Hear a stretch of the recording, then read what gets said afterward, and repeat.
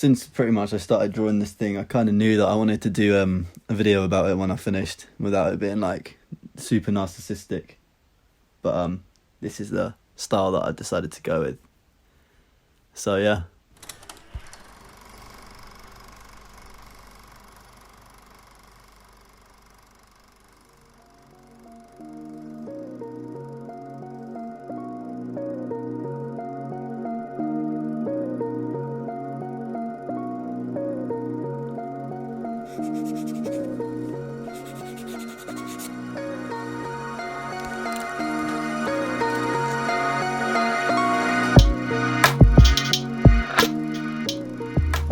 When I first moved into this room, the wallpaper was just footballs, but the trouble is I've never really been into football. At the time I was really into this musical artist called Getter, and I got myself a Sharpie and I started drawing on my wall, and his record label was the first thing that I decided to draw. Once I started drawing it, I couldn't really stop myself, so I started drawing things like Big Les characters, more album covers of music that I liked, and slogans and things. When I first started drawing on it, the ideology was always that it was just a cheaper way of decorating, but realistically I think actually spending as much on Sharpies as I've ended up doing, it probably cost the same as painting it anyway.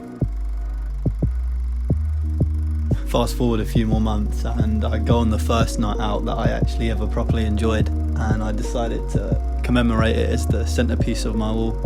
And then from that point onwards, the theme of it all kind of shifted a bit from just random shit that was like pop culture that I liked to mainly things that meant something to me, or were like an experience, or something that I really enjoyed enough to fucking draw it on my wall.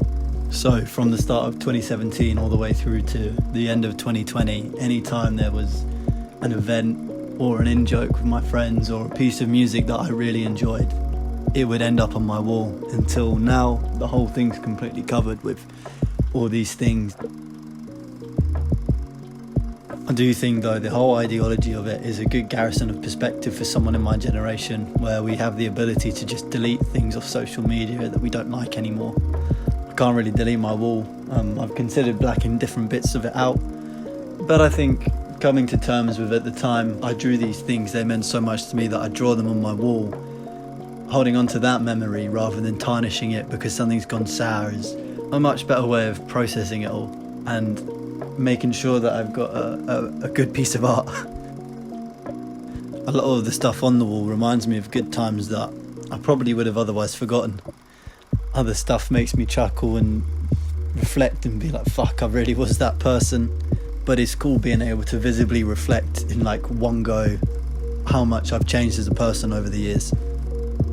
One of the best things as well is when I have mates round and they look at my wall and recognise an event or a logo of an artist that we went and saw together, and we can share that memory again. There's something really special about being able to do that with a lot of people, with a lot of things in one go. It's 2020 and we've been in the midst of a global pandemic for pretty much the entire year, and I think being able to always just reflect on all these amazing moments in my life has been a real clutch for me. This wall and all the crap that I've drawn on it represents the best moments of my life over the past few years, but more than anything I think it's a celebration of all the shit I've done with people who mean something to me or have meant something to me.